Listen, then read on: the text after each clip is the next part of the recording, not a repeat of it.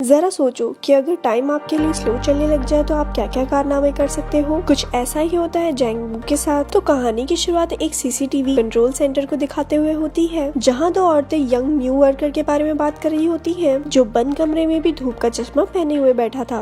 तभी अचानक सबको एक कैमरे में दो चोर भागते हुए दिखाई देते हैं, जिसके बाद कर्मचारी अपने बॉस को इसके बारे में खबर देते हैं और वो तुरंत पुलिस को बुला लेता है। ऑफिस में हर कोई सीसीटीवी कैमरे में उन चोरों को ट्रैक करता है, पर वो चोर जल्द ही सबकी नजरों से गायब हो जाते हैं। जब चोरों का कोई सुराग नहीं मिलता और सब निराश हो जाते हैं, तो चश्मे वाला वो नया कर्मचारी उन्हें एक क्लिप दिखाता है, जिसमें पता चलता है कि दोनों चोर एक गली में छुपे हुए थे। उसकी मदद से पुलिस जल्द ही उन्हें पकड़ लेती है। उस एम्प्लॉय का नाम यो जैंग वू था। उसकी आंखों की प्रॉब्लम ऐसी थी कि वो हर चीज को स्लो मोशन में देखता था। आंखों की इसी खराबी की वजह से उसने चोरों के तेज भागने के बावजूद भी उन्हें छुपते हुए देख लिया था। यहाँ से स्विफ्ट होकर पास में चला जाता है और हम देखते हैं कि जैंग बू क्लास 5 का स्टूडेंट है। वो अपनी बचपन की दोस्त बोंग सू मी के साथ एक दौड़ में हिस्सा लेता है। यही वो समय था जब जैन को स्लो मोशन में देखना शुरू हुआ था। जब उसके पेरेंट्स को ये बात पता चलती है, तो वो उसे डॉक्टर सियोक के पास लेकर जाते हैं, जो वो उसकी आंखों को चेक करके बताता है कि उसकी आंखों को एक रेयर बीमारी हुई है, जिसका नाम डायनामिक विजुअल इक्विटी है, जिनकी वजह से वो चलते हुए चीजों की हर एक डिटेल इतनी बारीकी से देख सकता है जैसे वो दुनिया को स्लो मोशन में देख रहा हो। ये साबित करने के लिए डॉक्टर जैंग बू की तरफ एक बेसबॉल को हाई स्पीड में फेंकता है, जिसे वो आसानी से कैच कर लेता है। फिर डॉक्टर उसकी आंखों को आराम पहुंचाने के लिए उसे हर वक्त धूप का चश्मा पहनने को कहता है। जैंग बू की डिसऑर्डर का पता चलने के बाद उसके फादर पैसा कमाने के लिए विदेश चले जाते हैं, ताकि वो अपने बेटे का सही से इलाज करवा सके। जैंग बू अपने घर में अपनी माँ और छोटी बहन के साथ रहने लगता है। वो कहता है कि ये बीमारी उसके लिए एक आशीर्वाद और एक श्राप दोनों है। जहाँ उसे लड़कियों की स्कर्ट स्लो मोशन में उड़ती हुई देखकर मजा आता है, वहीं स्कूल में धूप का चश्मा लगाने की वजह से उसे तंग भी किया जाता है। सुमी उसकी इकलौती फ्रेंड थी, जिससे अब वो प्यार करने लगा था, पर जैसे जैसे समय बीतता जाता है, चैन की दोस्त होने के कारण लोग उसे भी तंग करने लगते हैं और मजबूरन सू को चैंग का साथ छोड़ना पड़ता है। उसके बाद चैंग का कोई और दोस्त नहीं बनता, इसीलिए चैंग चाहता है कि उसकी आंखें पूरी तरह खराब हो जाए। इसीलिए वो हर वक्त टीवी देखता रहता है, लेकिन उसकी आंखें खराब नहीं होती, पर उसे सुपर हीरो वाले नाटक देखने की लत लग जाती है। वो सभी एक्टर्स को बारीकी से ऑब्जर्व करता है और उनके सारे दाव पेच सीख लेता है, पर प्रैक्टिस करने के लिए कभी बाहर नहीं जाता। उसके फादर पैसे बचाने के लिए छुट्टियों में भी नहीं आते। इसी तरह साल दर साल बीतने लगते हैं, पर एक दिन अचानक काम करते हुए उसके फादर की एक्सीडेंट में मौत हो जाती है और सब कुछ बर्बाद हो जाता है। उनकी मौत के बाद जैंग की लाइफ में कोई दूसरा मर्द नहीं बचा था। तब उसे डॉक्टर स्वीप की याद आती है, तो वो उनसे मिलने के लिए जाता है। वो उसे अपने घर से बाहर निकलने और पैसा कमाकर अपने घर वालों की मदद करने की सलाह देता है। इसीलिए जैंग बू सीसीटीवी कंट्रोल सेंटर में काम करने लगता है। यहाँ सीन शिफ्ट होकर फिर से प्रेजेंट में आ जाता है। वो खुद से बातें करता है कि उसे लोगों को स्क्रीन पर देखना अच्छा लगता है, क्योंकि इससे उसे उन ड्रामास की याद आ जाती है जिन्हें वो बचपन से देखा करता था। सिर्फ फर्क इतना था कि इस ड्रामे में सभी लोग मेन एक्टर्स थे। एक दिन उसका साथी वर्कर बियोंग सू